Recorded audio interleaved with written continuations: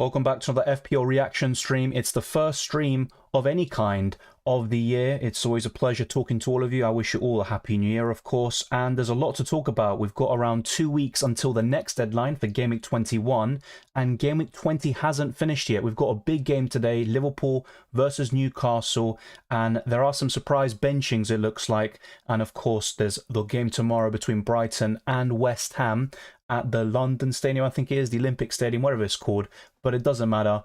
I've pretty much completed my team. I've only got Areola, Bowen, Salah and Trent left to play, so still some possibilities for rank rises, but I didn't captain Salah. He was, my captain up until the last 2-3 minutes of the deadline stream. Then I made a late switch to Watkins. He got 2 assists, played relatively well, got no bonus points somehow, but 8 points is still a decent return. That was my last captain of 2023. So the Watkins agenda has been dropped a little bit, but still, I'm 40-50 points down because of Watkins himself. I'm not going to go into that too much. And the likes of Salah and Son are already red flagged because of the African Cup of Nations and the Asian Cup. And we're going to discuss the best replacements for those two players, but not just those two, also Kudus, Hwang Hee-chan, so different price points, so you're all covered and ready to go. A lot of the issues will be in the midfield, not so much in the forward line or defence, but still, I'm going to cover all the replacements for any African or Asian player who's been called up for those respective competitions to represent their countries. And if you haven't already, smash the like button, subscribe for new. We hit 22,000 on Christmas Day. And also, I'm going to give a huge shout out to Lager for gifting 5 memberships in the last stream we did on New Year's Eve, I think it was, or the 30th. I actually don't remember at this point. I think it was on the 30th. So thank you very much to Lager for doing that. It's very much appreciated. And I also gifted a few memberships on Christmas Eve. And hopefully every month I'm able to gift memberships out, and anyone who's watching can randomly be gifted, the memberships. I have no control in terms of choosing who gets it. But enough on all that. Let's get straight into your questions. Patrick says, hi Dylan, really good week for me at 66 points. That's an understatement. With Salah and Trent to go, would you sell both Salah and Son for a -4, or just sell Salah to Bowen and play Gordon against City? Now, Gordon has a terrific record at St James's Park, only 1 blank all season, but I'm still not too convinced. And then after Man City, it's Aston Villa.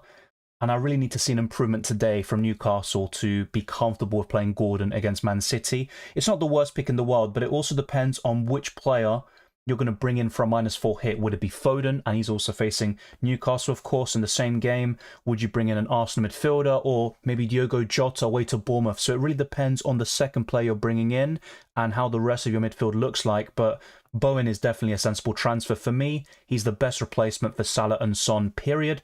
And beyond that, I'd be looking at Richarlison, also Diogo Jota and Foden, who is probably my second favourite at this moment in time. Kat says, squad value topic, total value is 105 million, but only got 102.4 if I sell every player. Even just using my 2 free transfers on Son and Salah cost me 0.7 more to get them back. Thoughts? 2024 problems. Yeah, so there's a difference between your overall value and the selling price, and that's why I try to cover it in many streams. It's not always asked, but whenever I am asked, I try to clarify it. So if you buy a player in at a certain price, let's say Saka, for example, 8.5 million. So once he's in your team and he goes up to 8.6 million, you can't sell him for that price. He'd still be 8.5 million in terms of selling value. But once he goes up by 0.2 million in terms of overall value, you'll be able to gain 0.1 million in terms of selling value. So that's why there's a disparity between your overall team value and the sell value. So there's a 2.6 million difference in your case, and that's the reason why. Aviad M says, hi Dylan, if I have problems to move on from 60-65 points, maybe a good moment to 4-5 changes, -12-16. I don't really think so.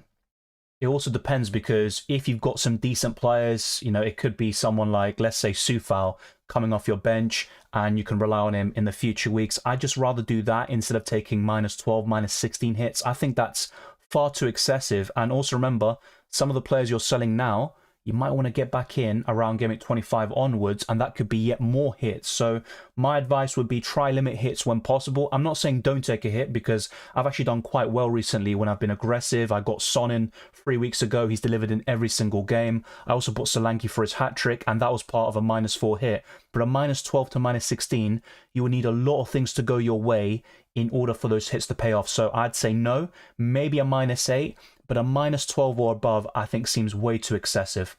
Alan Zared says, Happy New Year. Thank you. Likewise to you. Haaland has only dropped 0.1 million, but the masses have sold him. Doesn't seem right. You're absolutely right about that. Other players seem to drop a lot quicker. No one really knows in terms of, FPL headquarters. Do they have an influence? I personally think they do, because there is an inconsistency sometimes, a bit like, certain rules in the Premier League and the officiating and stuff like that. You could also apply it to FPL, but not as bad, of course. It is a bit dodgy. I'd expect Haaland to go down in price by maybe another 0.1 million more, but don't expect him to go down to 13.7 million or below. I'd be very shocked and surprised if that happened. So yeah, 13.9 million could be his final value before we all buy him back for Gameweek 21 or beyond. Ashish puts his team, 1 free transfer, 0.1 million in the bank. Any transfer suggestions? Well, Cash already immediately springs out as a must transfer out. He missed out the other day because of illness, but he's not first choice anymore. I would sell him. I know Arsenal have been really frustrating, but yeah, unfortunately, you might have to sell Zinchenko. I think he's having scans today to determine how serious the injury is. It's a calf issue, which saw him miss the game against Fulham. So Zinchenko could also be a sell. I'm looking at our defence. That could be a problem. As for your midfield, Salah, I'd rather sell him than keep him at this moment in time. Haaland should be back fairly soon, so he's a keep. As for your bench, it's fairly decent. Dubravka and Burn wouldn't be starts in the next 2 game weeks, so I think you need to make moves in the defence, and that could include selling Cash and or Zinchenko. So that would be my advice in terms of which players to buy. I still like Pedro Porro. He's one of the best defenders in the game.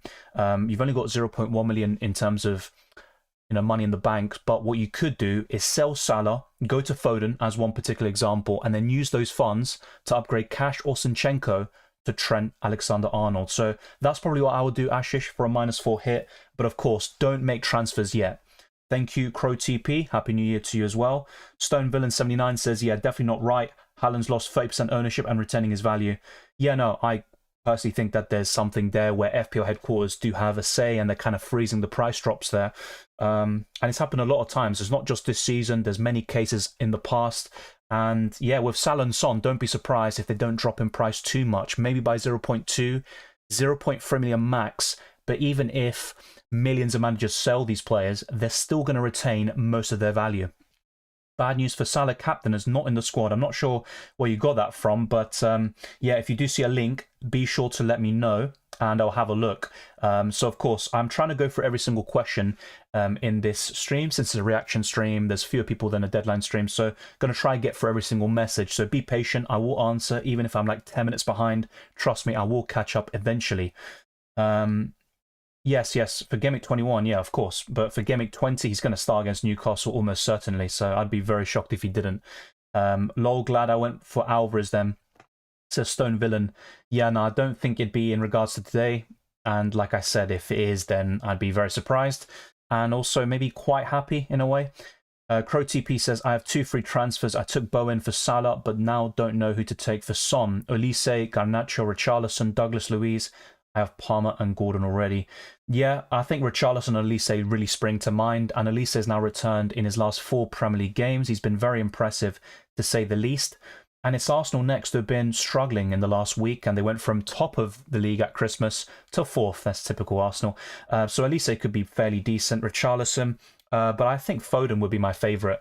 I know Sheffield United was the best fixture he has pretty much for the whole season, and he's going to be frustrating from time to time, but I think it's worth buying a Foden with the fixtures in mind, and also a potential double game week very soon. So I'd say Foden first, maybe Richarlison second, Olise third. I think Garnacho would be at the bottom of that list. He's okay for his price, but I think Foden and the other 2 you mentioned, Olise and Richarlison, would be even better. Happy New Year, mate. Starting Solanke over Palmer killed me. To be honest, yeah, I did recommend doing that in the deadline stream. I don't really regret it. I thought Chelsea would struggle against Luton Town, and to be fair, on the balance of play, it was very surprising to see Chelsea 3-0 up, but then Luton Town made a late comeback. It wasn't enough in the end, but yeah, I'm surprised by Palmer's big haul. I thought he could do something, but I would expect Solanke to outscore him, and Solanke had plenty of chances to do well, and he just blanked and missed pretty much every single chance he had. 39 points so far, 5 to go. Arnold, Salah, Bowen, Gordon and Areola. Happy New Year, by the way. Thank you, Dryhill. The same goes to you. Yeah, the points doesn't seem great for you so far, but you've got 5 quality players left, and if you've got Salah captain, you could easily be looking to double your score by the end of the game week. That TPS player says, I got 61 points of Salah left. Yeah, you could reach 70 plus quite easily, so still a pretty good score, and you should see a green arrow. Salah, please blank, vice captain Palmer loading. Oh yeah, if he absolutely missed out, but I doubt that's going to happen. Also, free to play, Trent, Salah, and Bowen captain. Yeah, that's pretty good, Marek. Very good, actually. In fact, 3 of the best players left from the 2 remaining games. Thank you, Oggy. Oggy. Oink, oink, oink. Sorry, it's the office. I'm sorry about that. Yeah, it's fairly decent, but I've got 2 red flags. I've got Lascelles, who's still injured, and also pretty useless for the next 2 game weeks and potentially beyond, since all the Newcastle defenders are now back. Rumours are that Livramento and Byrne will be the starting fullbacks for Newcastle, and Kieran Trippier will be benched. Let's see when we get official confirmation in 20 minutes' time. Yeah, last stream was 30th of December. The last week has gone so quickly that I've lost track of the days in a way, so thank you for that. Yeah, there's no Andy here, exactly. It's just Dylan. Or Salah get more than Palmer, says Dryhill. Oh yeah, of course, that'd be the ideal scenario for you if Salah does play, which, to be honest, I'm 100% certain, not even 99.9. Will you transfer out both Son and Salah? That's my current plan. I'll cover all of my detailed analysis and replacements in the transfer tips and team selection videos, to be fair. That's where I'm going to talk about my own team situation, and I'll talk about what to do with Son and Salah in the transfer tips. So be sure to tune in. That will happen over the next week or so. There's a big gap between now and the game week 21 deadline. So a lot of time to reflect. Don't make early transfers because there's also FA Cup games in around a week's time. There could be injuries and a lot of things could change very quickly with the January transfer window also opening. Rune says, hey Dylan, Happy New Year. Sorry about the result yesterday. Not really, as a Fulham fan. Thanks a lot for the FPL help over the recent weeks. Thank you very much, Runis, and congratulations on the result. You deserved it. I think Arsenal were very poor after scoring the goal, so no complaints there. And it's kind of refreshing, no kind of incidents or anything. So it's just purely lost based on the football, and it was deserved. So I hope you do really well in FPL and also for the rest of the season. -4 done. Son and Romero out. Foden and Estupinian in, says Paulo Vicente. Yeah, I mean, I like the transfers, especially Foden. I have to say, I'm a bit wary about making transfers so early on. If, there are no injuries, I think that looks really good. How come you have your reaction stream in all of a sudden?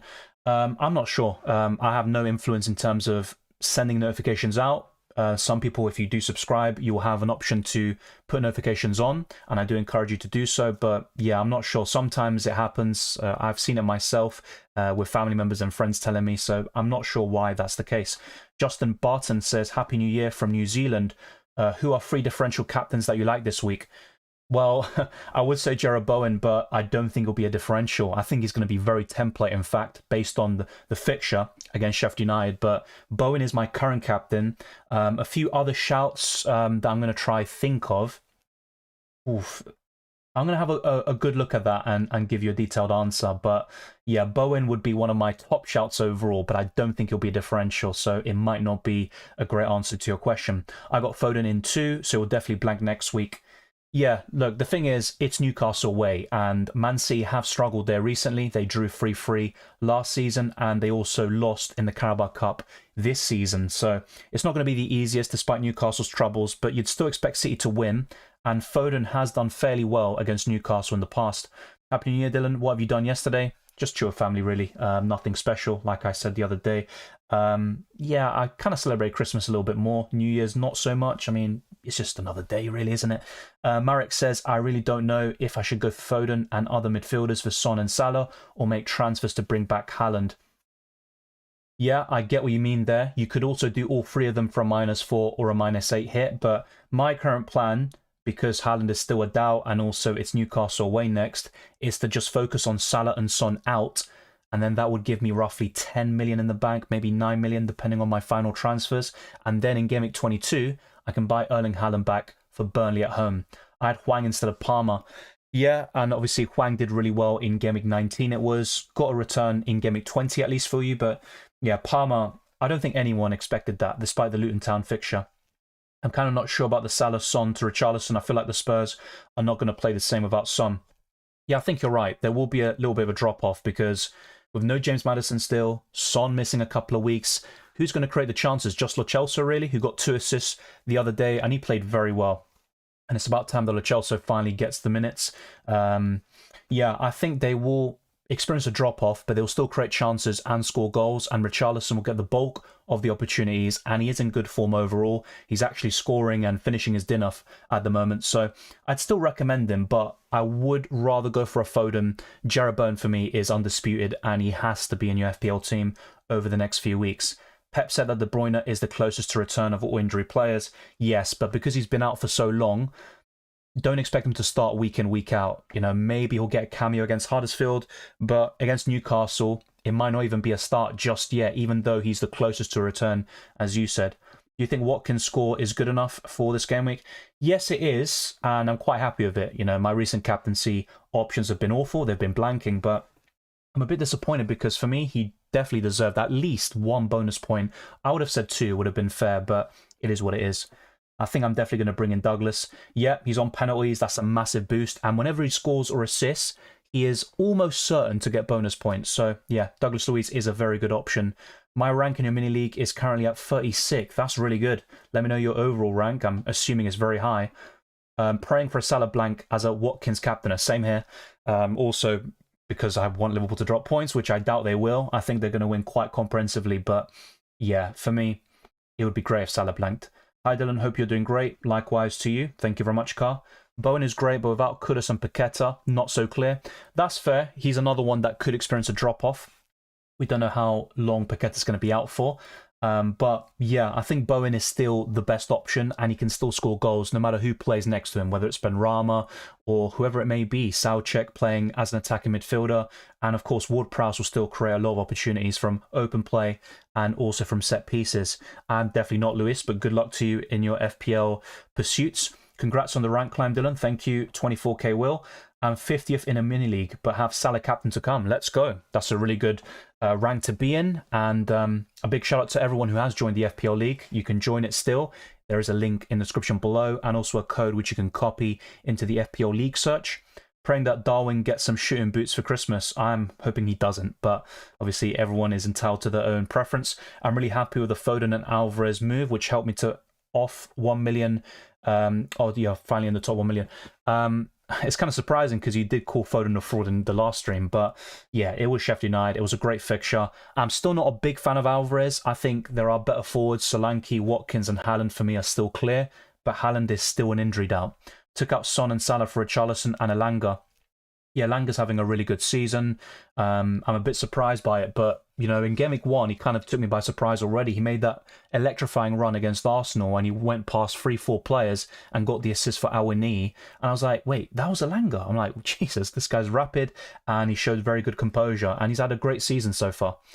When are you having a City double game week? I can't tell you for sure, but it could be very soon, potentially in Game Week 24, but all I can really tell you is that it's very likely to be before Game Week 29, but I can't really tell you more than that because it's all up in the air still. Is Haaland even worth a -4 to game versus Newcastle if he is fit? Well, Newcastle is a good fixture right now, but it's still St James's Park. I think Newcastle could adopt a different strategy against Man City compared to what they did against Forest, so they will be a bit tighter defensively. It could be worth it, of course, but do I think it is right now based on the information, the possible return date, and also Man City, and I'm still not fully convinced by them recently? I'd probably say no right now, but that could easily change between now and the deadline. Elanga could be a good pick, you know. Yeah, and not just against Man United. He looked really good against Newcastle. He did kind of a Sterling where he didn't pass when he should have to Chris Wood, I think it was, but then he made up for it with the assist later in that game. When will be the next stream? Well, the next stream would be in the deadline. So what is that, the 13th of January? I'll just double check that to make sure. Yeah, the 13th of January, so it would be 9 a.m. UK time. We'll be streaming up until 11:30 around that time. So yeah, the 13th of January will be the next stream. In terms of more content, there should be a transfer tips, a wildcard video, and potentially much more like the team selection. If you lot have any ideas for content you want to see, you can let me know in the live chat now or in the comment section of any of my videos or my YouTube channel. But I'm quite open to some different video possibilities and seeing what we can do there to branch out. But yeah, that should all be coming along for you. But the next stream will be in 12 days' time. So yeah, there was the question that was asked earlier, and it was the top 3 differential captains for Game Week 21. I think Palmer could be a shout. Once again, a bit similar to Bowen, he could become a template captaincy option, but I'd say Palmer, Bowen right now. And another captaincy choice would be Trent against Bournemouth, I guess. He'd be a differential captain. And also Jota would kind of enter my thinking. So those are some differentials for you if you don't want to include Bowen in that list, because I'm fairly sure he'll be the first or second most captain amongst the FPL community on Twitter. So we've actually got a lot of people watching right now, almost 200. Thank you very much to those that have tuned in today. It's massively appreciated. I did set up the stream from yesterday. I'm not sure why notifications didn't go out, but no matter. There are still people here. I appreciate that. Let's get this stream to over 100 likes and then push on towards 150 and then eventually 200. That is the aim that we're setting for today's stream, and also making more progress towards 23,000 subscribers. Why is Palmer locked in price, do you know? Well, I'm pretty sure that most of the transfers in happened maybe a few weeks ago, so between November and early December. So that's probably why he hasn't gone up in price yet. But yeah, I'm not so sure. I think the big price conundrum we have is Erling Haaland. How is he still 13.9 million? He should be down to 13.8 or 13.7, but yeah, I think FPL do have a say. The FPL headquarters, they do sometimes kind of freeze things their own way. What happened to Zinchenko? He had a calf issue. I'm not sure when he sustained it. It might have been during the West Ham game, but he missed out yesterday because of that. Nice teammate. If I gave you the option to take the armband of Watkins to Salah, would you do it? Probably. I think Liverpool win 2 or 3-0, and I think Salah with 1 goal alone could easily get bonus points. So yeah, I probably would, to be fair, but I made a late switch. It was a different captain. I'm quite happy with how it turned out. I'm a bit disappointed with the lack of bonus points because I genuinely feel he deserved it, having watched all the game. Can we replace Salah and Son now to avoid price drops, or wait until FA Cup matches in case of injuries? Well, you can do either, but my personal advice would be to wait. I'd rather have the information than, 0.1, 0.2 million in terms of price swings. I don't think that's too relevant.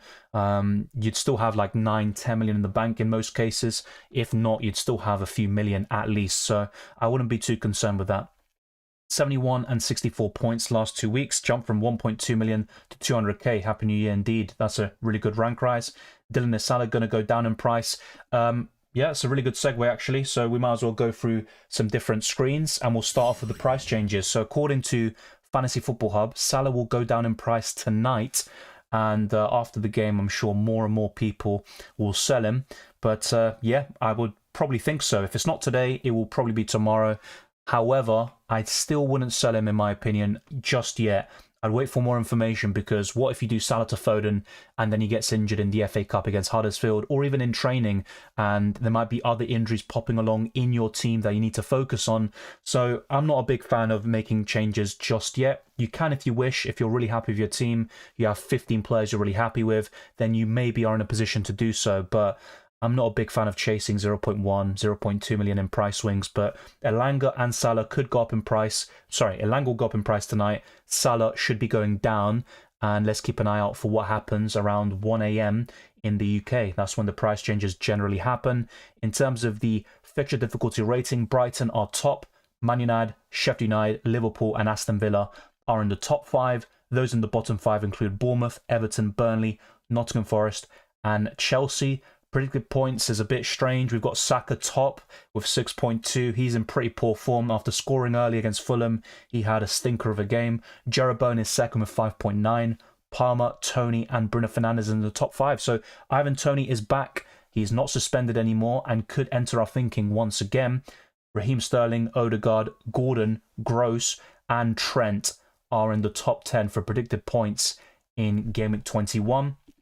And also at Draft Town, there is a link in the description below. If you use my link, you can sign up and gain access to so many tools. And Archer to Alvarez and Salah to Foden are the recommended transfers according to the algorithm. 44.9 expected points, but bear in mind, 2 of my players are blanking and they'll have 0. So if I were to bring in, let's say, Foden and Pascal Gross or Richarlison, this would definitely go up quite significantly. Average ownership is 30%, so it's quite high. and expected minutes is 72. There's also other tools, not just the assistant manager. There's the optimization, which will do things for you. So there you go. They've put in Lascelles into the starting 11, and the expected points has actually boosted up to 56.8. Player rankings, Alvarez is top for chance of scoring. Watkins, Foden, Solanke, and Saka are in the top 5. Fixture analysis, Man City, Newcastle, and Brighton are in the top 3 for chance of scoring over 2 goals over the next 5 game weeks. And then there's so many other tools like the player comparison. So Foden versus Odegaard is one of the top suggestions, but you can pick any players you wish and compare their expected points and their stats over the next 3 game weeks, the next game week. No matter what you choose, it's all there for you. And then, of course, you've got predicted lineups, which are updated daily. So be sure to check out DraftHound. There is a link in the description below. You help me out and I'll help you out. And honestly, I've been using this since the summer, since they contacted me. And I have to say, it's a very good resource. One of the best I've used in FPL. Now, the last thing I want to show you, I think the last thing I want to show you before we go back to my team is the top 250k captains for Game Week 20. Salah with 51% of the armband. A bit spread out this week, but still, Salah is the template pick. Alvarez second, Watkins third.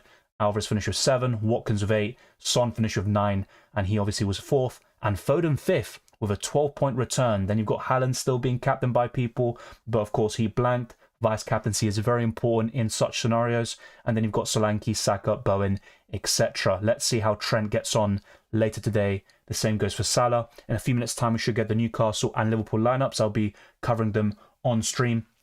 And of course, going through your questions in the process. For now, we'll go back to my team, showing you my score. So just a brief recap, 54 points at this stage of the game week with Salah, Trent, Areola, and Bowen to go. So it could still reach 70, 80 points maybe and get another rank rise. So I have gone up already by roughly 100,000 places, and I could creep up into 200k territory after the end of this game week. But let's wait and see. If Salah goes ballistic, that will only damage my rank. So I'm hoping he's a bit quiet today, whilst Bowen, Trent, and Areola deliver massively today and also tomorrow. So let's get back into your questions before going into all the other stuff. Thank you, Dave. Welcome to the stream. Luis Diaz and Salah goals to help my rank. Yeah, once again, I'm going to have to disagree with you there. I hope he doesn't. I don't mind Diaz, by the way. He can get all the goals he wants, but not Salah. Ben White is poor, isn't he? He is playing for an injury. I think he started the season well, but the last couple of weeks he's been quite poor. A lot of players have been playing quite poor recently for Arsenal. It's not just Ben White. I want to captain Palmer, but only he isn't the most captained. You don't need to just captain someone because they're the most captained. If anything, I'd actually want to go against the most popular captaincy option because of what's happened this season. Is also my option along with Palmer's captain. Saka versus Palace. Look, he's still an option, but the poor form is very difficult to ignore at this moment in time. The FA Cup games start in a week's time, so I'm going to the Arsenal-Liverpool game, for example, RIP, on the 7th of January. So yeah, next week the FA Cup games will start. Where do you see the price you bought the player at again? Well, if you go to the FPL website, there will be, I think, a section in the pick team where it says list. And then if you click on it, it will give you the selling price. It will also show you the purchase price and all of those details. Trippier dropped soon. Yeah, it looks like he's dropped tonight. Let's see what the official confirmation is. Would it be better to get De Bruyne over Foden? I think it's a risk. With Foden, he started, 11 or 12 of the last 13 games in all competitions. De Bruyne probably won't start a run of games until, February, maybe late January. So, yeah, I'd rather just go for Foden right now. Yep, I've seen the Trippier rumours already. He probably isn't in the starting 11, but let's wait and see. Hi, Dylan, thoughts on this plan? Sell Son for Bowen, bench Salah, get Haaland in 22 of Richarlison. Yeah, pretty sound plan. I do like that. Richarlison still isn't the most reliable option, but it's a good way of covering the Spurs attack, which is one of the best in the league. They score 2+ goals every game, it seems. So, yeah, I think overall it looks really solid. I've done Bowen already. Fair enough. I'm just not a big fan of early transfers. Richarlison, in my opinion, becomes a better asset in Son's absence, since he becomes the sole goal threat with Kulusevski. It goes both ways because Spurs also have reduced creativity with no Maddison and no Heung-min Son. So there is a big over-reliance on Lo Celso and Kulusevski to create the chances. And yeah, I mean, when you get rid of a world-class player like Son, the level will ultimately drop. It's kind of natural for that to happen. So I'm a bit let's wait and see what happens. My prediction is that Spurs will slightly drop off, but they'll still do quite well and score plenty of goals, but also leak a lot of chances at the other end. Remember, it's not just Son going off, it's Pape Sarr, who's been really important for Spurs this season, and Bissouma, and let's see if Bentancur can stay fit. So let's wait and see, but it's not looking too great, in my opinion, for Spurs. They're probably the most impacted team because of AFCON and the Asian Cup. Freaking frustrating with the Chelsea game. Everyone knows how good Luton are in set pieces. They just keep on allowing them to play with their strengths. Yeah, it's kind of a weird one with set pieces. You know, Arsenal, for example, were the best last season up until January. And then since then, for the last year, I don't know what's happened from set pieces. And against teams like Luton Town, a lot of the goals will come through that avenue. So it does become very frustrating when you see the inevitable happen. Elise is a good pick. I mean, on current form, he's one of the best in the league, returning his last 4 games. So, yeah, I'm open to that idea. I do prefer Foden and a few other options, potentially like Jota, but Elise is definitely in consideration. If you go to transfers, yeah, that's the one, transfers list view. Thank you very much for correcting me there. Are you considering Brighton assets? Yes. Gross is at the top of my list. Estupiñán would be the second one. And then if I had to pick a third, probably João Pedro, but it's really the top 2, Gross and Estupiñán. Twisted Parkio 6, a Brighton fan, says, dilemma, Foden and Bowen already have Richarlison, Palmer, Saka equals 1 enabler in mid. If I bring in Douglas Luiz but no Foden, I will have 2, less budget issues and less transfers when I want Salah Son back. Thoughts? I'd still rather go for the more expensive option in Foden because I generally believe he can do really well. And not just, you know, what he did against Sheffield. I think all of us kind of anticipated that. It's also the fixtures in general coming up and a potential double game week very soon, which should happen before game week 29. So I get why you're considering the alternative, but I'd rather just go for Foden, in my opinion, and Bowen.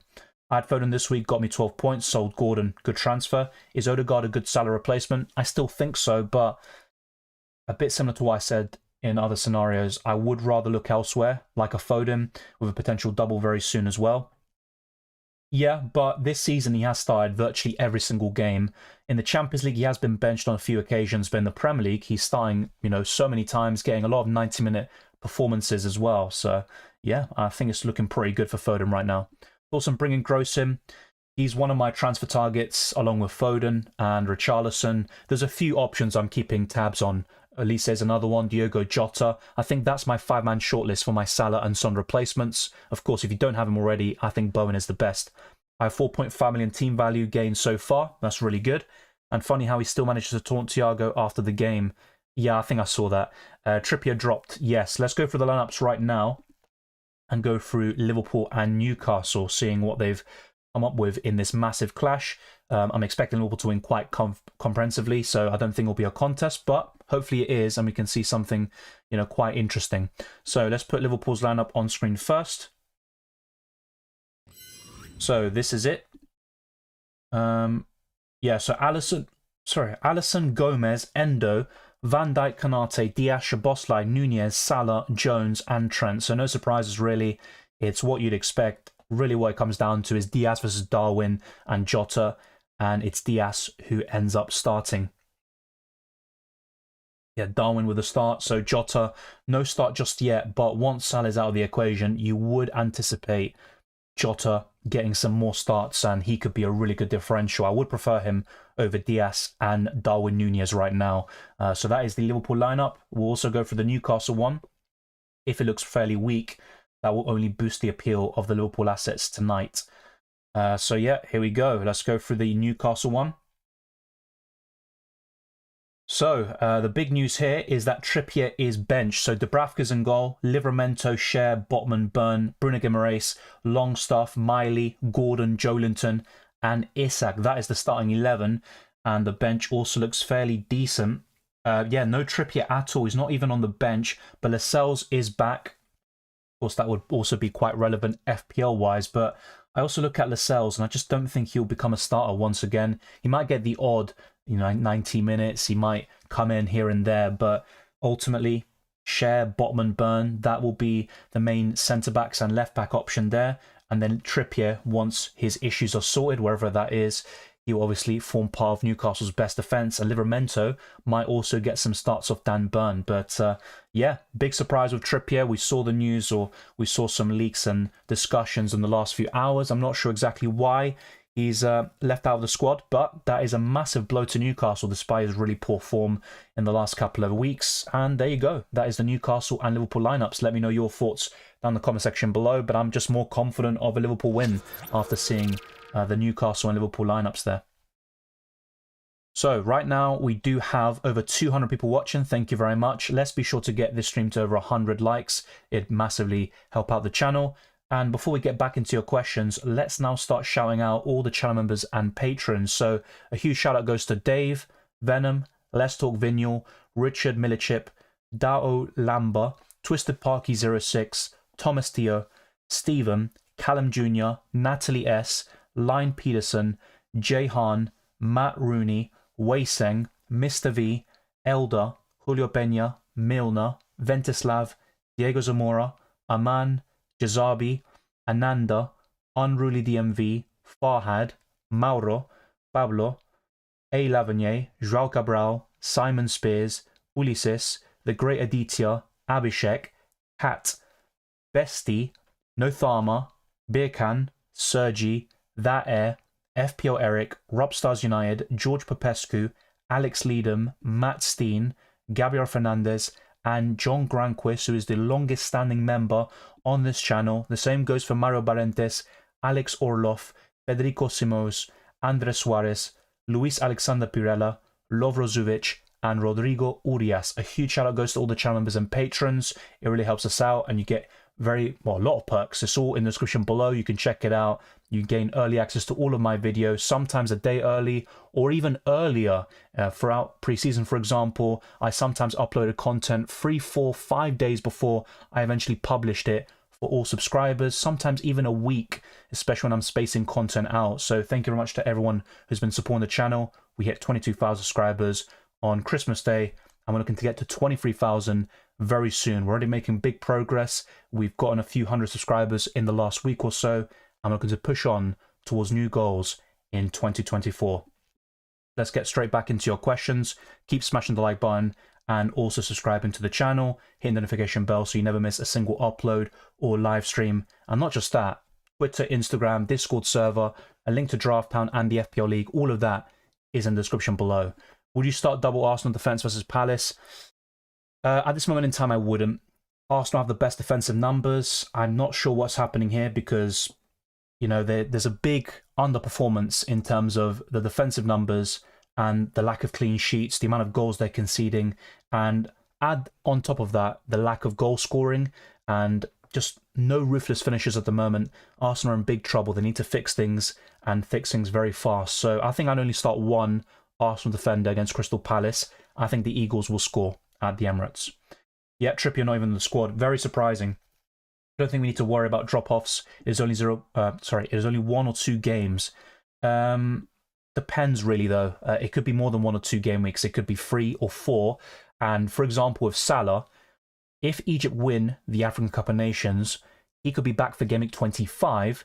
But Liverpool could also blank in Game Week 26 if they reach the Carabao Cup final. So let's say, for example, people want to buy Salah back in Game Week 24, and then you only get 1 game week out of him, and then he blanks yet again, and add on top of that a potential blank in Game Week 29 if Liverpool reach the quarterfinals of the FA Cup. So there's a lot of things to think about, not just the African Cup of Nations and the Asian Cup, but also the Carabao Cup final and the FA Cup quarterfinals, which could impact Game Week 29. Yeah, good stuff, Luis. Really good rank, and good luck with today. Not on the bench either. Yeah, I want Stupinian in for Gabriel or Saliba. I'd still rather keep Saliba in the long term, so I'd sell Gabriel. Doughty will increase in price. Yes, he's looking really good at the moment. Just let's put into context. Kyle Walker has played, well, before the game against Sheffield United, he played virtually every single minute for Man City this season in the Premier League. Doughty has outscored him. I mean, it's absolutely unbelievable. Dylan, what do you think about Nunez now that Salah is gone?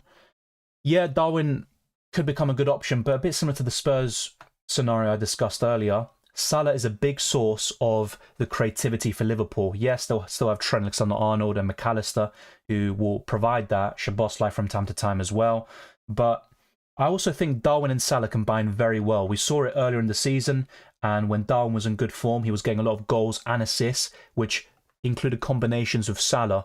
Having said that, you are right, Darwin could be on penalties, and he could become, a bigger goal scorer for Liverpool while Salah is out. But I'm more interested in Jota. I think he's the one that really catches my eye if he can stay fit and get a run of games there. ZX says, Livramento, Share, Botman, Burn. Yes, that is the defensive four. Once Trippier, is back, there's no injury or illness, and also when there's no personal problems, wherever it may be, he's obviously going to be part of the Newcastle defensive four, and Lascelles and Livramento won't really be good options. Is that a crazy thought to go wildcard in 21? Not really, but ideally I'd keep it for later in the season. That's just my take. I still think it's possible with 2 free transfers, as is the case for myself, to just kind of navigate this period with those and maybe a hit or two at the same time. Don't think Liverpool score? Come on, man. Really? I mean, I'd be overjoyed with that, but I very much doubt it. I think Liverpool scored 2 or 3. I have to say, Newcastle might be frustrating, a bit like Man United were a few weeks ago, and even Arsenal, but I still think Liverpool will score a few goals. Would you bring in a Foden before Richarlison? Yes. As you say, potential double game week, good fixtures. Man City are also getting into good rhythm. And with Spurs, they're missing 3 key players due to AFCON and the Asian Cup. Add on top of that the injuries to Romero, Mickey van der Ven and Maddison. I think they're going to struggle. Why is it called Gameweek 21 reaction stream? I mean, I've been asked this before. It's just because the upcoming deadline will be Gameweek 21. We're looking ahead to Gameweek 21, discussing our initial plans for the upcoming deadline, whilst also covering Gameweek 20, which still hasn't been completed, but that's why it's called it. Foden, Bowen, Olise, yes, they're 3 of the best options, with Bowen being my favourite. Bench Borro or Gabriel for Taylor in 21. Difficult question. I still think United will score against Spurs. To be fair, I also think Palace will score against Arsenal, but if you look at clean sheet chances, Arsenal would still be quite high up this week coming up. So, yeah, it might be an unpopular opinion, but I'd go for Gabriel still. The good thing about Borro is that even with no clean sheet, he can get a return, and if he does get an assist, he's very likely to get bonus points, but I'd rather go for Gabriel. Foden and Bowen, best replacements? Yeah, I think so. Also, Pascal Gross, Richarlison, Diogo Jota, they're all in the thinking as well. And Odegaard, who is in great form despite Arsenal struggling in the last few weeks. Or Saliba instead of Gabriel. Yeah, I'd go for Saliba over Gabriel. More bonus points, fewer benchings. Yep, Salah, Nunez and Diaz start. Yeah, Darwin does start there. All covered. Can Foden still get easy returns? Yes, just don't expect 12 pointers every week, but he should tick along nicely, get some 7-8 pointers, and also have a double game week very soon. Odegaard is crazy, says Jamal Laxon. Mukherjee says, if your other 13 players are good, can Son and Salah be kept on the bench? Yes, but I'd still sell one of them. That's far too much money to have on your bench, and also, you're down to 3 midfielders, and, in most seasons, if not all, the midfield is where you get the bulk of your FPL points, and you might miss on some big opportunities with Saka once he returns to form, Martin Odegaard, all these differentials like Jota, Pascal Gross, not to mention Phil Foden with a double game week very soon. McAllister is back, says Sergey. Yeah, that is true. I think that's a massive boost. McAllister's a bit underrated. If he does play in his best position and Liverpool sign a top defensive midfielder, you'd argue they're the favourites for the title, but that is a big if. Yes, to Stupaki. Of course, I do realise I'm far behind, of course, but I'm just trying to cover everything. Salah to Bowen and Hwang Hee-chan to Leon Bailey, 2 free transfers. Looks decent. I'm still not the biggest fan of Bailey because of his fitness. He gets a lot of injury problems, but good transfers overall. Jota's clinical. Yeah, he's not the greatest overall in terms of his technical ability and his overall link-up play, but yeah, I think he is a good finisher. Should I go for Alvarez or Haaland? Well, if he's fit, Haaland all day long for me, but that's a big if. At this moment in time, Alvarez looks better, but yeah, I'd probably just go for Haaland once he's back. I get you, Dylan, but needing to replace Alvarez and defender and another premium midfielder in for Foden means more transfers. Yeah, I can. Yeah, of course. When you put a question in, I don't have all the context. Of course, you provided a lot anyway, and I appreciate it. But maybe you are right. For your situation, it might be best to not make all those transfers, so you can prevent some -4 hits and maybe -8s from happening. Almiron bench 2. Yes, I mean, Almiron isn't a good player, in my opinion. It might sound harsh, but he's very wasteful and very inconsistent. The numbers speak for themselves, but even beyond the numbers, on his day, he's really good. He's electrifying with his pace. He had that purple patch last season, but yeah, I think that could actually be a good thing.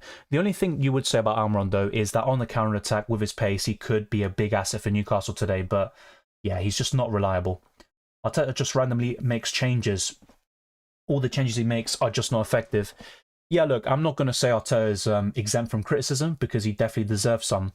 Now, in the games against Aston Villa and West Ham, I would argue that Arsenal played well in those games, but the players are the biggest ones to blame for not getting the results. They outplayed Villa.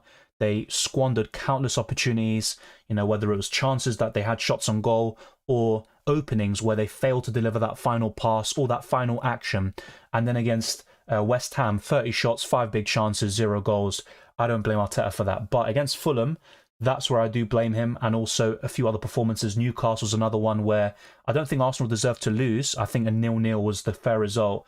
But at the end of the day, Arsenal created nothing in that game.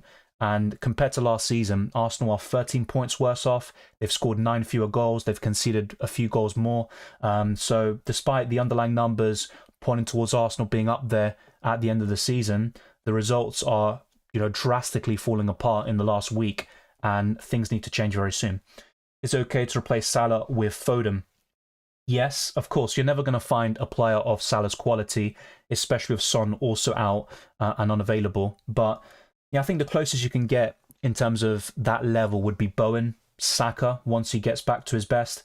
And Foden is a good option this season. He's starting consistently. He's not getting these random benchings as we tend to see every single season. And not only that, there could be a double game week. So I think it's worth that risk. Big green arrow, well done. Thank you, Milan. Hopefully you got a green arrow too. Fine to play Gordon against City.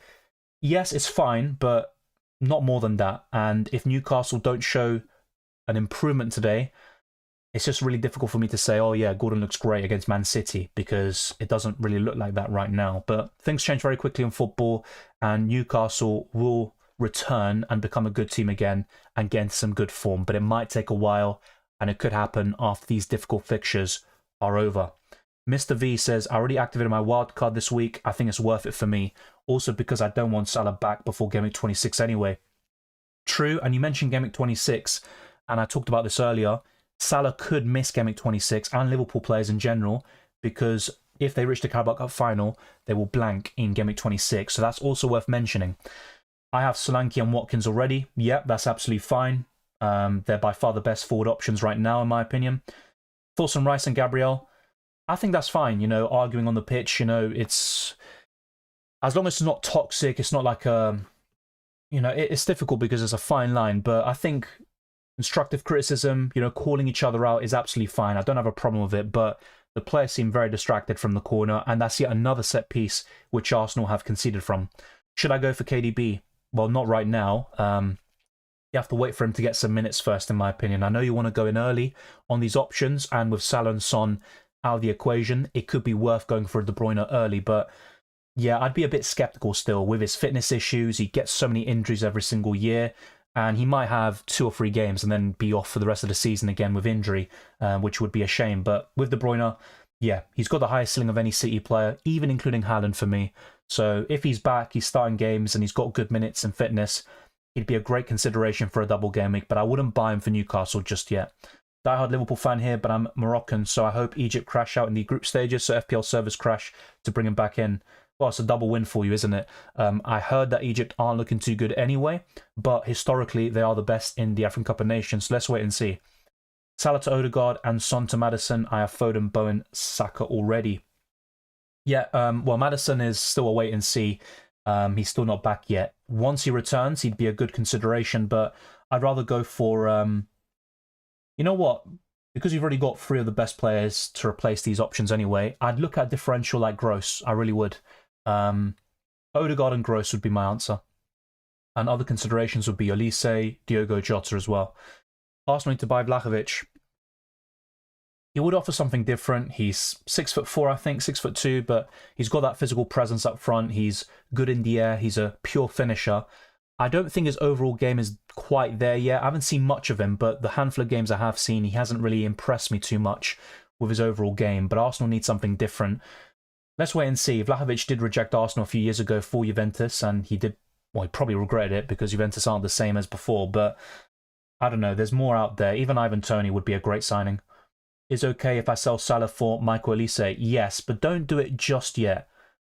Honestly, I think En-Nesyri is a good gem. Funny no one interested in him. Yeah, En-Nesyri, a bit similar. He's a pure finisher, great in the air, but I'm not sure about his overall game as well. You're right that he's a bit underrated, but I think there are better strikers out there. Salah missed Game Week 26 last AFCON. He was benched on purpose by Klopp to rest him. Think it was an away game. Yes, and also there might not be a Game Week 26 for Liverpool should they reach the Carabao Cup final. Bench Taylor versus Luton Town or Borro versus Man United. I'd bench Taylor versus Luton Town. I got 2 free transfers. Who else is in the same? I am, thankfully. It's the first time in a long while that I have 2 free transfers. Dawson Jimenez. I'm sorry. He scored the other day, but that's just Arsenal being poor. I don't rate him at all. I talked about skipping him a few weeks ago. He got the red card against Newcastle. I'm not really going to go there. You know, in terms of forwards, you can go for Nkunku, Alvarez, Erling Haaland when he's back, Watkins, Solanke, Darwin Nunez. They'd all be much better options in my opinion. Nestor says Foden, Bowen, Haaland, Saliba y Ariola por Salah, Son, Archer, Kabure y Turner. Está bien, pero no sé cuántos hits sería. Puede ser un menos 12, menos 16. Para mí es demasiado ya. Así que si no es un wildcard, sí, no me gustaría hacer todas las transferencias en una sola semana. Is Game Week 21 involved 2 games, 2 weeks' time? How would you structure the stream if yes? Well, this is the only reaction stream we're going to have. I'm not going to do 2 reaction streams. So, yeah, like I said, between now and the Game Week 21 deadline, there's going to be the transfer tips video, best wildcard team, team selection, and potentially some different content. Could be a best free hit team or something else like a rating your teams video, but this is the only reaction stream we're going to get. Captain Bowen, Palmer, or Saka? Right now, it'd be Bowen. My vice captaincy is on Palmer. Originally, I had Saka as my vice captain, but I'm not convinced by Arsenal and Saka in the last month. Wolves are underrated. Yeah, they're fairly decent. I mean, that was a big win against Everton. I predicted them to win. I said 2-1, but 3-0 did catch me by surprise. Vlahovic injury concerns, though. Yeah, he's been picking up a lot of injuries this season. I don't think he got many at Fiorentina, but he has been at Juventus. Apart from bringing in Bowen, who else would you bring in? Like I mentioned, Pascal Gross, Richarlison, Diogo Jota, they would all be considerations as well. Odegaard as well is a good shout. Is Haaland worth it for a hit in Game Week 21? Right now, I'd say no. Of course, Newcastle isn't looking the same as they were last season. They have so many injury problems, and let's see how they do tonight. But yeah, if Newcastle put in a good display today and Haaland's still a doubt, I wouldn't take a hit for him in Game Week 21. No one talks about João Pedro as a Solanke replacement. But why replace Solanke though? After West Ham and Liverpool, he's got great fixtures and also a potential double very soon, which could be in Game Week 24. If not, it could be before Game Week 29. I don't think it's worth selling Solanke after one blank where he played very well, or at least he had very good numbers. He just didn't finish his dinner, in my opinion. Yeah, Salah's going to drop in price today. I covered that earlier. I think the other price change we could get is Alanga, who will be going up in price. What about KDB for Salah and Odegaard for Son? Yeah, I'm completely on board with it, so long as KDB can stay fit, but the injuries will always be a concern with him. I think he'll pick up another injury before the end of the season. But whilst he's here and he's getting starts, he'll be a very good option with the highest ceiling of any midfielder in the game. Neto back, yes, he's also a good shout. Really good of you to mention. He came off the bench against Everton, and that's a massive boost to Wolves, especially with Hwang Hee-chan off to the Asian Cup. Yeah, exactly, that's a hill. I just don't think Jimenez did anything. He scored a tap-in, and of course, a striker has to be there to finish his dinner, but yeah, I honestly just think it was Arsenal being poor, and any kind of solid defensive performance by Arsenal, and they probably keep a clean sheet very easily, but they're just kind of out of sorts at the moment, and that's the way it is. I agree with you about Gross, but I think João Pedro is also interesting for at least the next 4 games. Yeah, that's absolutely fine. I'd still rank Gross ahead of him, but it has to be said that João Pedro was definitely the most eye-catching in the game against Spurs, that's for sure. I have a feeling he will continue his good form. That's absolutely fine. Haaland SB dropped from 8 8 million to 5 million, but price drops only 0.1 million. Oh, right, I get what you mean there. Selling Son and Salah, we lose money. So with Salah and Son, I wouldn't expect them to go down in price that much either. Maybe by 0.2, 0.3 million, but I doubt it'll be more than that. So, you know, Salah and Son, I'd still look to sell them because you don't want to miss opportunities in the midfield, even with the De Bruyne, Odegaard, Bowen, Palmer. There's a lot of options in the midfield still, and I wouldn't have two of these players on your bench and being down to three midfielders. Salah to Bowen, Son to Bruno, and Trippier to Stupinian minus 4 thoughts. I like the transfers, but Son to Bruno, I'm just not there yet. I'd rather go for Odegaard, De Bruyne once he's back, Foden, Diogo Jota. There's a lot of midfielders I'd rather go to first over Bruno Fernandes, who has been very inconsistent this season.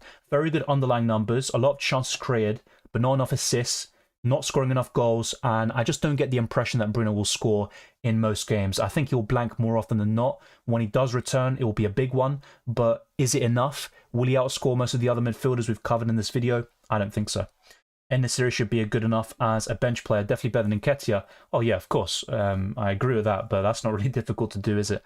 I'd still rather go for Tony. I think the standards have to be higher than that. I'd also want someone to compete with Jesus to potentially become the number one, and I still think Jesus is a much better footballer than En-Nesyri. Goal scorer? Perhaps not. I think En-Nesyri could claim that, but yeah, I think there are better forwards out there, and Arsenal won't go for En-Nesyri anyway.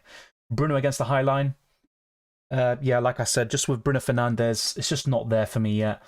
Great fixtures long term, and if I see an improvement in Man United, then I will change my tune about him, but right now I'm not really there yet.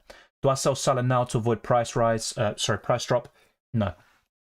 I can see what you say. You know, if you need every 0.1 million, then it's understandable, but I'd rather have information over price swings personally. And just speaking from my experience and my situation, with my two hypothetical transfers, I would have around 10 million left in the bank after selling Salah and Son. So I'm not too concerned about buying and selling them and that process over the next month or so. Who do we need to get rid of first, Salah or Son this week? I'd rather get rid of Salah. Of course, you can include the price drop that's happening today into that part, that argument. But also, Salah's more expensive, and he also could blank in Gameweek 26, while Son will be available for sure. The reason why I say that is because if Liverpool reach the Carabao Cup final, then they will blank in Gameweek 26, and then you could only see Salah playing in Gameweek 25, perhaps 24 if Egypt crash out quite early. But yeah, I'd rather sell Salah. Everton honeymoon is over. We know that they're just not as good as we see now. I mean, look, it's two poor results. They took the lead against Man City, played well in the first half, but I'm not so sure about that. It's 2 games. They're still in a pretty decent position, considering they had 10 points deducted. If it wasn't for that, they'd be well clear and not even in this conversation of relegation battles. Yes, because of this deduction, they'll still be dragged into it, and it might, be a bit cagey. It might go down to the wire. And Everton don't have a good fixture run up until April, so it's going to be tough for them. It will be difficult for them to build momentum and a string of wins to really clear them out of the situation. But I still think they're a good team in terms of their underlying numbers. They're scoring, maybe not scoring, they're creating a lot of chances. They're playing some decent football as well. And even their defensive numbers are quite good. But against Wolves, they were out of sorts and they deserve to lose. Midfielder for 6 million or less, I want to keep my Salah money. Douglas Luiz would be up there, probably my favourite. Who's the best goalkeeper under 5 million? I'm still going to say Raya, but it's difficult for me to say. Arsenal need to start converting these good defensive numbers into clean sheets, and once they do, I think Raya will become a great goalkeeper option. But yeah, I'm still gonna go for Raya. I mean, technically you can say Areola, just spend a minimal amount in that position and just leave it. I don't think goalkeepers are really that good. You'll see who I'm going to include in my next best wildcard team video, and I'm going to go for a very expensive goalkeeper indeed. But yeah, I'd say Raya or Areola still. Thoughts on Brennan Johnson? Very wasteful, but some good performances. He's creating chances, getting some good positions on the wing. But yeah, I'd rather go for Richarlison. I'm going to captain Bowen in 21. In Gameweek 20, I had a feeling Palmer's going to score, but ended up going for Son. Well, Son still scored though, 9 points. I don't think anyone could have foreseen Palmer getting 18 points. I don't think anyone would have said that. So yeah, definitely go for your gut. That's what you can always do. I did it myself with Watkins with a last minute change. So yeah, good luck with that. But Bowen will be very popular. I'm just going to say that now. A lot of people will captain him in Game Week 21. Thank you, Punjabi. As he says, let's get this stream to 200 likes. We're currently on 81, and we have over 200 people watching. So let's get this stream to over 100 likes, then push on to more goals. But that'd be greatly appreciated. And we've had a lot of viewers throughout most of the stream. Well, yeah, Brentford, apparently, according to reports, they won 100 million. He's nowhere near that value, but you can say that about most players and most signings nowadays. I think putting in Nketiah in the deal and, you know, putting 50 million on the table would be a good offer, but it might take a bit more than that for Brentford to budge. Garnacho clearly a better option than Bruno in it. At the moment, yes, because of value. But to be fair, with Garnacho, I'm still not fully there yet. A bit like Bruno, you'll have a massive return against an Everton or an Aston Villa every now and then, but there'll be a lot of blanks, and it might be difficult to decide when to start him. You might start him against Bournemouth, and then you'll blank, and then you bench him when he's facing Villa, and then he gets a big return. So I think Garnacho will be an awkward one, especially due to his price. I'd rather spend more money on more consistent options. Which striker do you think fits Arsenal best? In terms of those available, so to speak, it'd probably be Ivan Toney. I'd love an Osimhen, but I doubt he's going to go to Arsenal. I see him at a Chelsea or a Man United, to be honest. What to do with Salah and Son? I mean, I'd sell both of them. That's my personal take on it. I'd want to have as many midfield slots available as possible, and to have as many chances and cover as many different teams in that midfield as humanly possible. So, yeah, my advice would be to sell both. If you want to keep one of them, that's fair enough, but I would sell Salah and keep Son in that case. I've owned Salah since Game Week 1. Should I keep him? I'd still sell him personally because he's the most expensive midfielder in the game, and it's going to be difficult to bench a player like that, potentially up until Game Week 27, because, of course, it depends how far Egypt go in the African Cup of Nations. Let's say he comes back for Game Week 23-24. He might play 1 or 2 games, but if Liverpool reach the Carabao Cup final, they will blank in Game Week 26, and that's another issue you need to deal with. Thank you, Bada. Likewise, I wish you a happy new year and the best of wishes. Potentially wasting, like I said, I'm open to some different ideas. I don't think rating your team's videos necessarily, let's say, gain a lot of traction, but if people want to see it, I'm quite open to doing so. Their data's been good all season. I'm guessing this is in regards to Everton, and if so, I completely agree. Dylan, what are the teams involved in the domestic FA Cup matches until Game Week 21? Well, pretty much every single Premier League team is involved because they automatically qualify to the 3rd round, I think it is. So Arsenal will be facing Liverpool. That's the best match, at least on paper. Man City will be facing Huddersfield, but pretty much every single team will be involved, and that's why it's important to wait a little bit for more information. Also, Brennan Johnson I've covered. Should I sell Gordon? Planning to get Neto or Foden? Yes, Neto is definitely one to keep an eye on. He's still the top assister in the Premier League this season. He might be joint top now with Ollie Watkins, or maybe Watkins actually went above him. Who even knows at this point, with some of Watkins' assists being FPL assists, not official ones. But yeah, I'd rather go to Foden out of those two. Ivan Toney, thoughts? So a lot of his goals last season were penalties, but of course, very cool penalty taker. I think he's only missed 1 in his career. I think he's very good with his link-up play and good in the air, offers a bit of a different dimension, and he would do so to the Arsenal attack. And he also is a fairly decent finisher. Maybe not the best, but I think he could add something different, which Arsenal need in that front line. Now, is he a better footballer than Jesus? Arguably not, but I think he's a better finisher and goal scorer. I don't think Jesus will ever score 20-plus Premier League goals in a season. It's just not going to happen. But with Toney, he has done it already, and he can do so again. How do you rate current Forest? Now, it is a manager bounce, and we've seen it a lot of times before. Even with Nuno Espirito Santo at Spurs, he won Manager Month, and after that went to crap, so to speak. But yeah, look, Forest are looking decent. They've got some good players. Alanga's in good form. They've got some dangerous ones as well. Dominguez, you know, pretty highly rated in Argentina, actually, a few years ago. Hasn't quite lived up to the potential yet. Scored a good goal against Man United. And of course, Morgan Gibbs-White is actually a fairly decent player, to be fair. So they've got some good players, a bit like any single Premier League team, to be honest. But I still think they'll be in a relegation battle until the end of the season. But they should survive, definitely. I think Kulusevski plays more mature than Saka. I'm sorry, but I think that's very reactionary. I'm not going to lie to you. Saka is Now, one of the things people say about Saka is that he plays far beyond his years. Even at 17, 18, I think one of his biggest qualities is his decision-making. It hasn't been there yet in the last couple of weeks, but, I mean, Kulusevski, I'm sorry, there's no comparison between the two. Son could miss game week 26. They are playing Chelsea. You're right. You're actually true as well. But he's also less expensive, and I'd rather just sell Salah anyway. So, look, my personal thing, what I'm looking to do is sell both of them. But you are right. Son could also blank.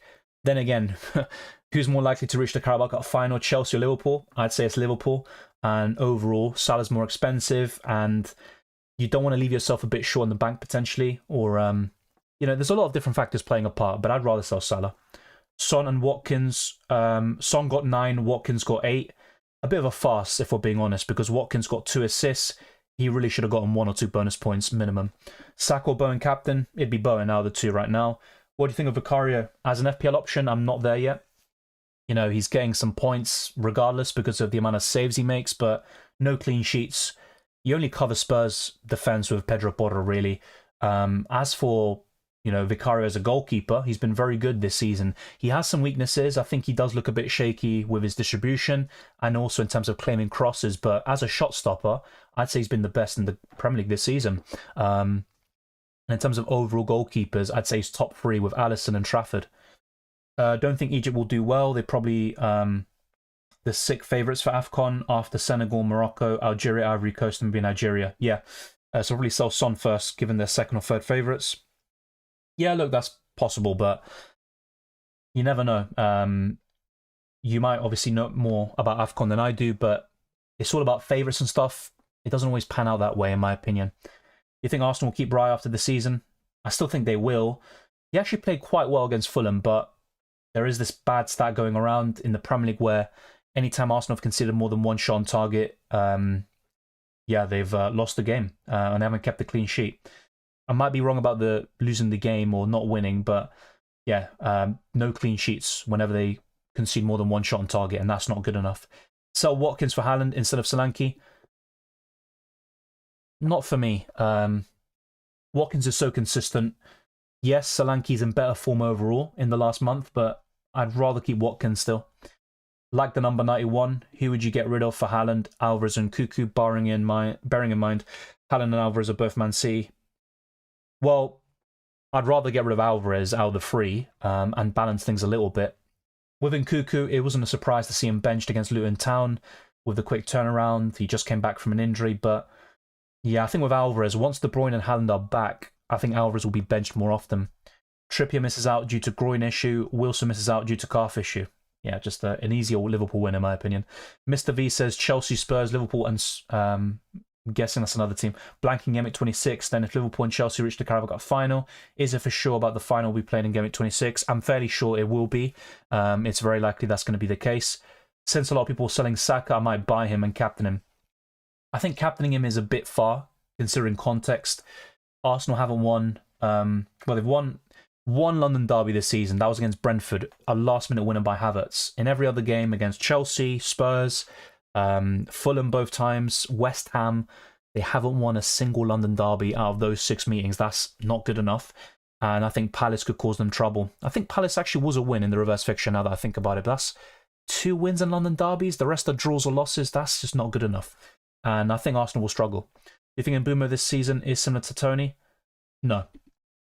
Mbeumo was doing quite well, but I think Tony was on another level in general. Luton is the other one. Yeah, you're right about that. Let's wait and see how it pans out, but I'd still rather sell Salah compared to Son. If people are going to ask me that, my plan is to sell both. I've got 2 free transfers and I want to, get in on these different midfield options if possible. I'm hoping he stays at Brentford, better FPL asset. In terms of FPL, you're right. He would be a better FPL asset, but as an Arsenal fan, I think Arsenal just takes much more priority than FPL. Cunha could be a good captain. He's a good option in the forward line, very underrated, very consistent, but he's not really the type to get many double-digit returns, so more often than not, I wouldn't want to captain him. But in terms of having him in my FPL team, yeah, I'm fine with that. There's no confirmation. It could be Game Week 24. It's very likely that we'll get a double game week before Game Week 29, so either Man City versus Brentford or Bournemouth versus Luton Town, but we have no confirmation as to when that will be. I agree with that. I don't think Saka is a mature player at all. I have to say I respectfully disagree. Captain Foden went well, says Adnan. Yeah, really well. Your thoughts on Stupinian and De Bruyne? Once De Bruyne's back, he would be pretty much at the top of my list, but my main concern with him is staying fit. As for Stupinian, I don't see clean sheets, but what they can do, what Stupinian can do, is get attacking returns and bonus points. Salah to KDB thoughts? Once KDB can start games on a consistent basis, I'm all for it. But right now, I'm not there yet. I'm ready for the double game week. Edison and Walker on. Yeah, that's pretty good. And you can always add Haaland when he comes back. Salah and Son for Foden and Bone for a -4. Worth it? I'd say so. Salah to KDB thoughts? I already answered. Transfer window coming soon. Who do you think will check out? I think Tony could be on the move to Arsenal or another Premier League club. I don't think he'll stay at Brentford. If he does, for now, he'll probably be off in the summer. In Boomer playing more advanced, but he isn't playing striker. Yeah, he's mainly playing on the wing, and of course he's still injured right now. It's pouring like no tomorrow at Anfield. Yep. Yeah, it's pouring here as well. Welcome to Britain, mate. Solanke or Nunez, who to get rid of for Haaland? I'd still rather get rid of Nunez. Solanke's a far better option, more consistent. Of course, Darwin could... You know how Darwin is. He can have his purple patch here and there, but it's always going to be Solanke for me. I went from rank 180 overall to 600 this week. No Palmer and Foden. Sold Palmer 3 weeks ago. Terrible move. Still have Salah captain today. I'm kind of thinking, where would you be if you kept Palmer? But look, everyone makes mistakes, even those that are in a really high rank like yourself. Still a really good position to be in. No way saying it's... I mean, in terms of how it works, it's just one game week, basically. It's game week 21.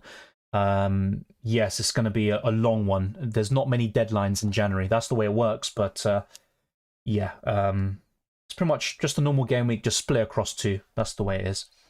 Is bringing Pedro Neto next game week a good shout? Yes. Of course, like I always say this with De Bruyne as well. I want to wait for him to have a consistent run of starts. There is a big break, so it does allow these injured players to build some fitness up in the meantime, maybe play in the FA Cup, get some good minutes, and be ready to start in Game Week 21. But yeah, I think Pedro Neto is a good shout.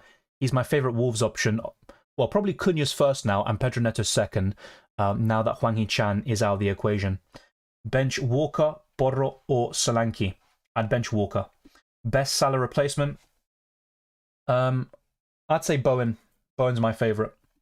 Timber coming back? Not anytime soon, probably February or March. How do you see Liverpool building play without Salah?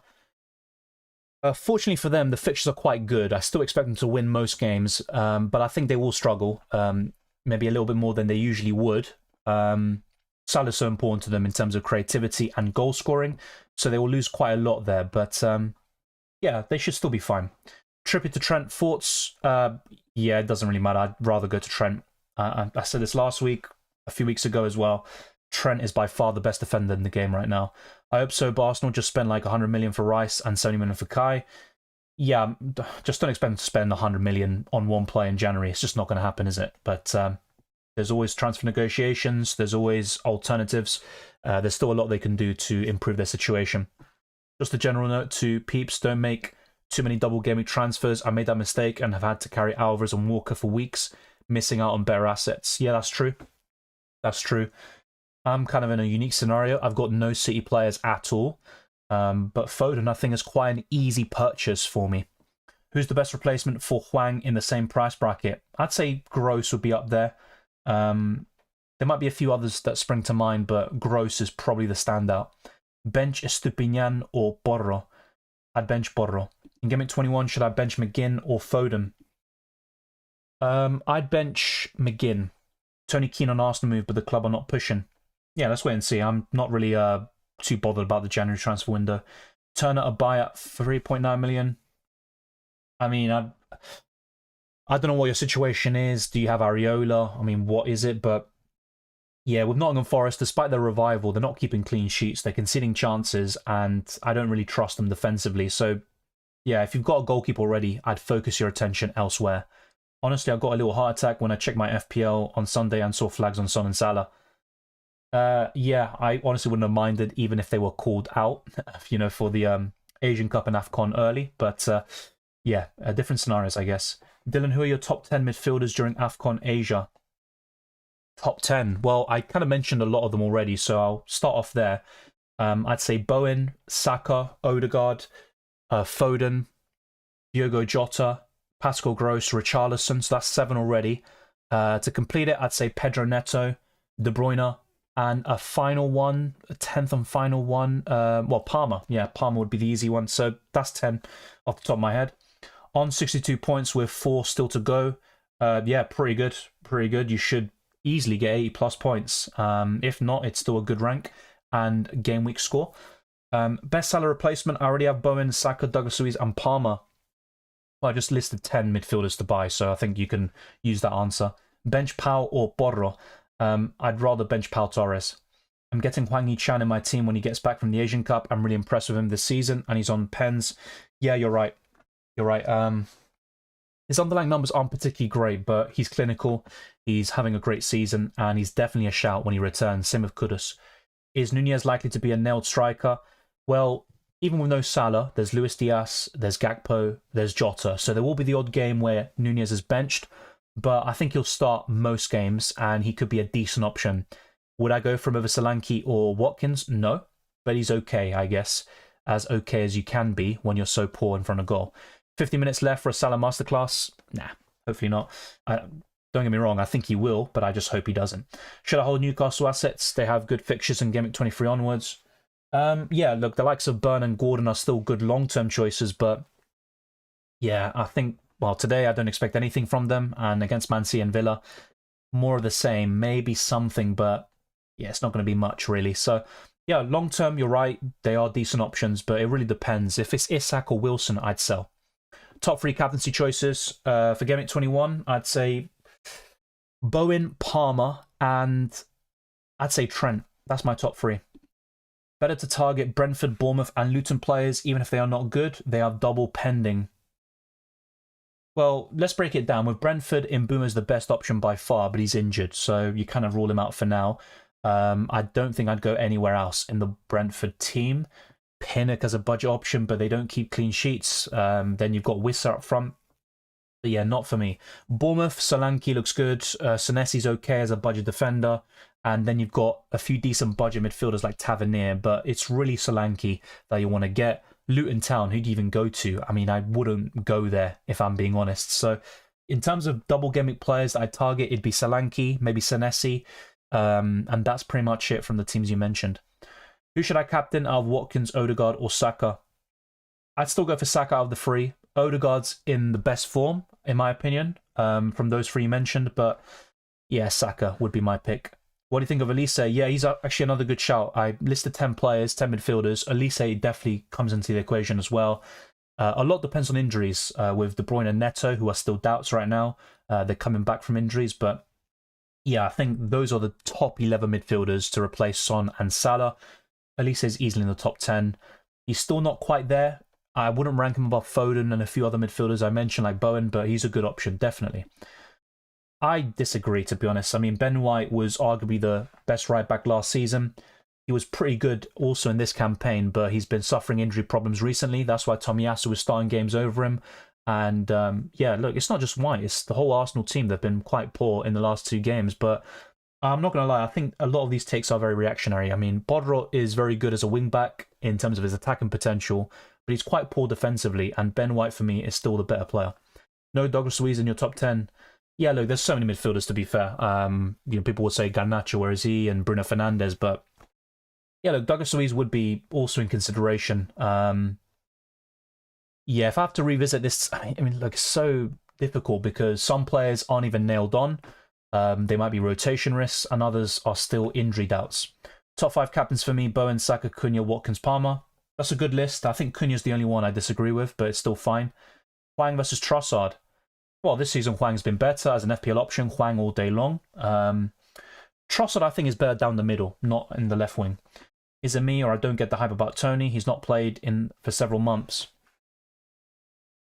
Like I even said myself, it's not just a question of Tony anyway. It's more to it. I think Arsenal need a midfielder. They need a left back, or just a defender in general. They need quite a lot of players. A right winger as well to cover Saka, because Arteta clearly doesn't trust Nelson. Look, Tony's a good player. He's been inactive for a lot of months, but That's obviously because of outside of football reasons. Yeah, look, he's not going to completely change everything, but I think he offers Arsenal something different. 3-5-2 or 3-4-3, I'd still go for 3-5-2. Why not Watkins? Because Everton, look, I know they've been poor in the last 2 games, conceding 6 goals, but yeah, look, Watkins as well. He's got 2 returns in his last 5 games in terms of he's blanked in 3 of the last 5. Look, he's not a bad shout, but he wouldn't be in my top 3 or 5. Would you ever bench Trent? I'm not benching him against Bournemouth. Definitely not. No love for Elise Eze? Yes, there is love, or at least there's a bit of respect, but Elise will be the preference right now. Should I play my wild card as I'm not getting that much points? Depends on your team. You might have a good team that's just underperforming in the last few game weeks. No point targeting doubles too much yet. Yeah, that's true. That's true. But Foden in general is a good option to replace the likes of Salah and Son. Sell one of Saliba and Raya, and for who? I'd rather sell Raya, and I'd go to Alisson at the moment. Yo, Dylan, would you take a -4 hit this week for Hwang to Foden? Also thinking of not doing it this week and maybe getting Johnson, as I think Foden's minutes could be limited because of KDB's return. To be honest, I think KDB's return would mainly influence Alvarez rather than Foden. But let's wait and see how that develops. I'm not a big fan of Johnson. I think he's very wasteful. If you want a Spurs attacker, I'd go for Richarlison instead. And to be fair, wasteful and Richarlison go hand in hand, but Richarlison's in good form, and I'd rather go for him down the middle, potentially on penalties, compared to Johnson. Alicia as well. Yeah, I know, there's just so many midfielders. I mean, I'd probably have to write down a list and then order them, you know, for the top 10, 15, and then give you the final list. But yeah. Yep, Douglas Luiz is a good player to bring in. Is Haaland likely to return for Game Week 21? I'd say so. It's only a matter of time. Game Week 21, 22, but I wouldn't buy him in just yet. Yeah, I think he is. Apparently Saka is as well. I mean, look, either way, they're playing poorly, but yeah, I just think a lot of people now suddenly saying they're bad players or whatever they're saying. I mean, I think that's a reaction. Tierney better than Zinchenko? Defensively, he is, but Zinchenko does offer a lot to Arsenal in build-up in terms of control in the midfield. Look, Zinchenko's quite slow. I think that's also a big reason why there's a lot of teams now that target him and the Arsenal fullbacks in general with long balls in behind. You saw Liverpool do it with Trent, and you also saw Fulham do it yesterday. But yeah, look, for me, Tierney, look, I liked him a lot when he was at Arsenal, but he hasn't really been that good in the last few years for Arsenal. He had a very good start to his Arsenal career, but under Arteta, I don't think he's really suited the way Arteta wants to play football. Play Turner or Neto? I'd probably play Turner. I think that's where my head would be at. We've still got almost 200 people watching. Thank you very much for all the support. Be sure to like the video and get this stream to over 150 likes. It'd be massively appreciated. And of course, the game is going to start very soon. Liverpool versus Newcastle. I might just watch, but I'm not really expecting anything there. When will be the double game week? We don't know is the simple answer. Should I do McGinn to Palmer? I'd say so. That's a good transfer. Trent captaincy option for Game Week 21? Yeah. He's in my top 5, I guess. Top 5 to 10 easily. He's definitely a consideration, that's for sure. Yeah, look, Zinchenko is, in my opinion, quite poor defensively. Kind of surprising when you see him lock down a Doku, for example, as he did earlier in the season. But yeah, most of the time Zinchenko is a liability. But I think it's just more, you know, people are saying, oh, Saka's not taking his chances or Jesus is missing sitters. Yes, that's true.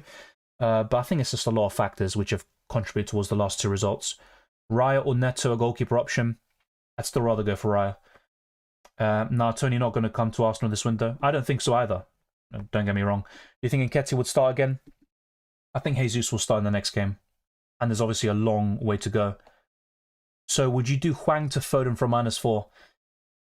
No, not at the moment. Should I do McGinn to Kudus when Kudus is back from AFCON? Yeah, I think so. Thank you very much, Faisal. I appreciate it. Tomiyasu back also. No, he's not back really. He's only going to play in the FA Cup, whether as a starter or sub. He's already unavailable due to the Asian Cup. Oh yeah, definitely. Liverpool will win quite comprehensively, I'd say. 2 or 3-0. Play Areola or Edison?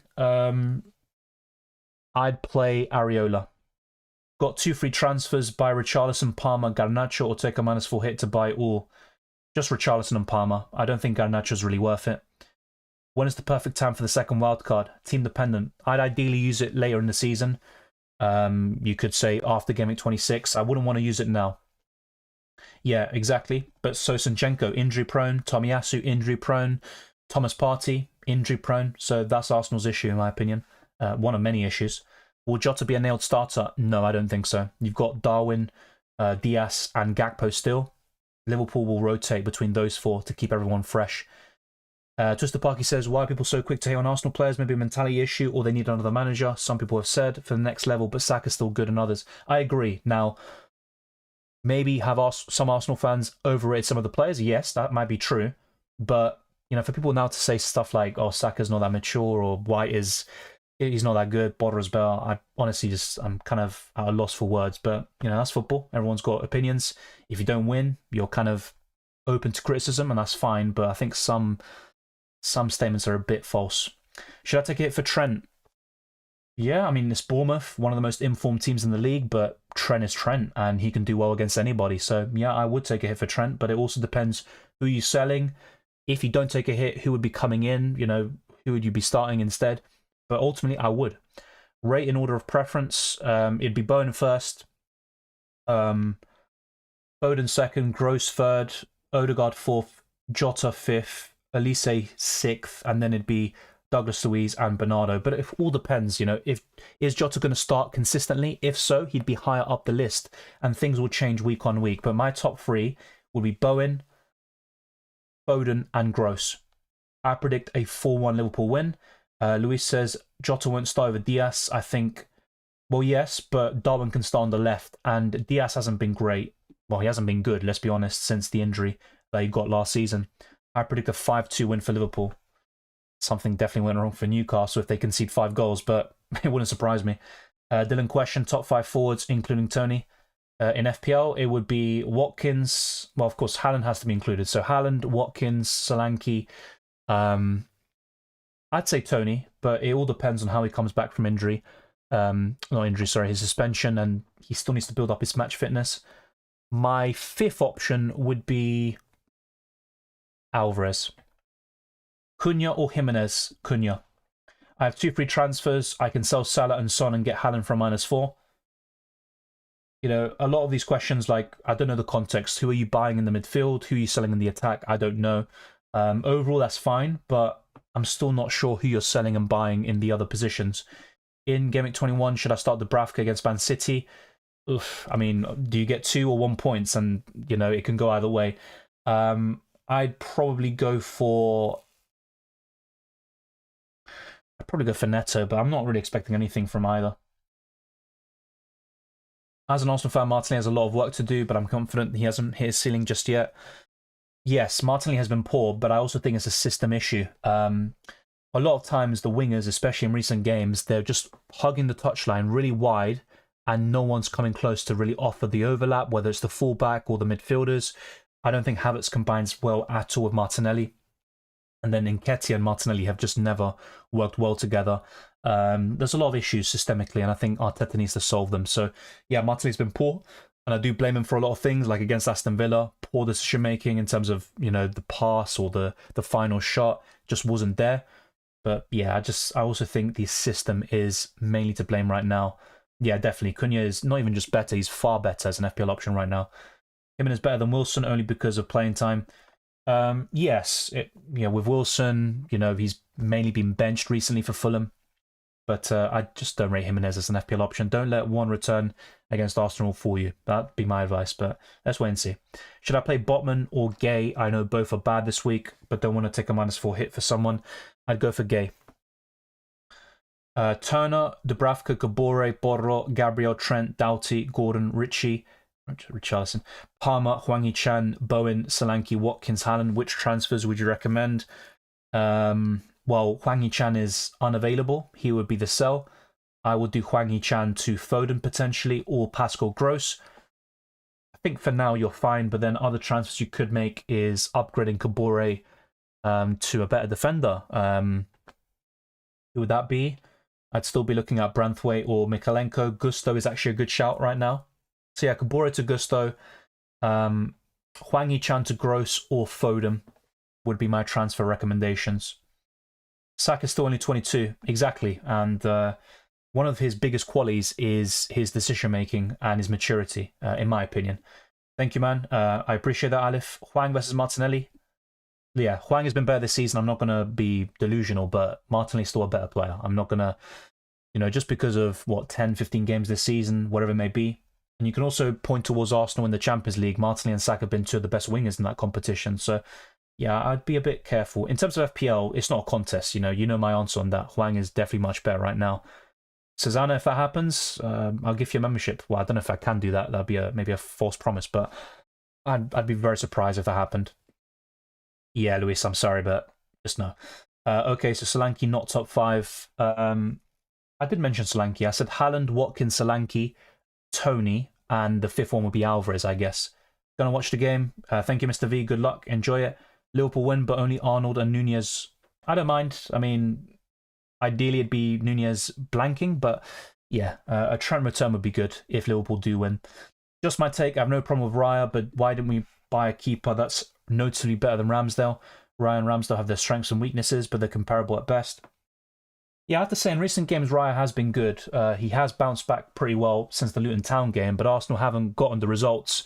So that's being scrutinised, to oblivion, really.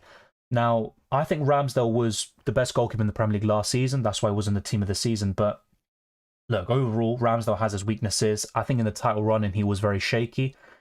Raya is a bit calmer. He offers more composure and distribution, but Ramsdale also is a better shot stopper, in my opinion. But it's a tough one, I think. I think Arsenal had some issues. They had some areas where they could have strengthened in terms of squad depth and quality, and they haven't done it. But look, I think things change very quickly in football. I know losing to Fulham and West Ham in a week, in a couple of days, is disastrous. It's embarrassing, and that's why a lot of questions are being asked. But literally just a week ago, Arsenal were top of the league, and everyone was saying, "Oh, Arteta's doing a great job," and Arsenal are the best defense, and the numbers will start to catch up. But football's not that simple. Thanks, mate, for the help. Thank you. Enjoy the game. Mr. V, I always see you on Wildcard FPL. Take care, mate. Wilson or Nunez, says Susanna. Nunez, but I don't like either of them. Should I sell Burn, Konsa, Border, or Gabriel for Trent? I'd rather sell Burn right now. I'd still recommend Arsenal defenders in the long term. I think they will get things right. It might be a bit too late for title hopes and stuff, but in terms of FPL and clean sheets, I can see an improvement happening soon. Do you find watching Alvarez play a bit like watching Kane? Pops up all over the place, wing number 10 or deeper. I can see what you mean there, but I still think Kane offers something a little bit different.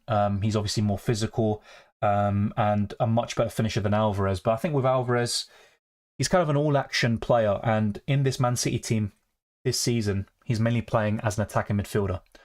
Take a -4 or play Nketiah. Oof. I mean, with Nketiah, if he starts, you probably just take the risk and play him. That's absolutely fine. But will he start? I don't think so. So I'd probably take a -4 hit. I mean, I can sell Salah for Palmer and sell Son for Bowen and get Haaland for -4. That's absolutely fine. But who are you selling to get Haaland?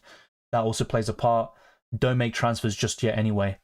Thank you, Liz. I appreciate it. Good luck. Enjoy the game.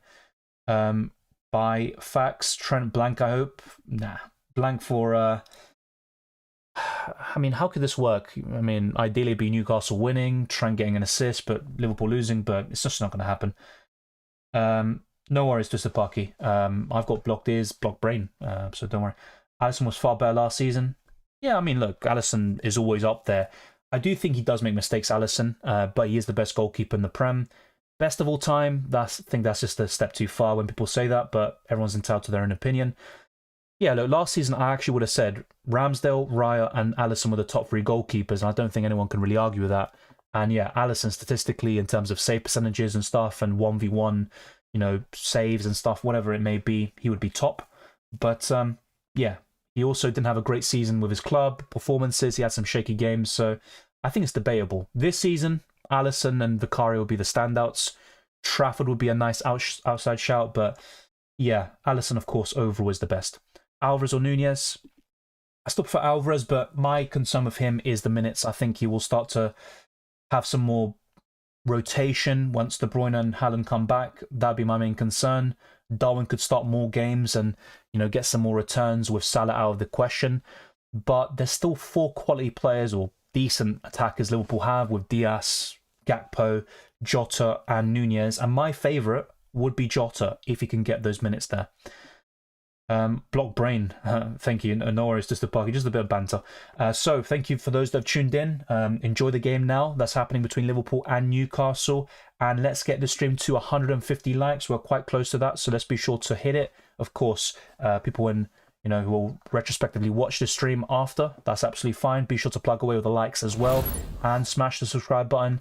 Help us get to 23,000 and also reach more goals on Twitter and Instagram. We're looking to get to 2,000 and 3,000 followers. And there's the Discord server. 1K members is the aim for the year.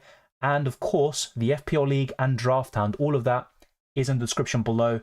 And I appreciate those that have tuned in today. It's been a pleasure talking to you. Thank you, Susanna, and everyone else. A huge shout out goes to channel members and patrons and all subscribers for supporting all the videos and live streams. I'll see you very soon for more FPL content. Remember, the deadline is around 2 weeks away, 12 days from now to be exact. But there'll be a transfer tips video, team selection, wildcard, deadline stream, and perhaps more content like rating your teams or the best free hit team. Let me know what you want to see down in the comment section below, and I'll see you next time.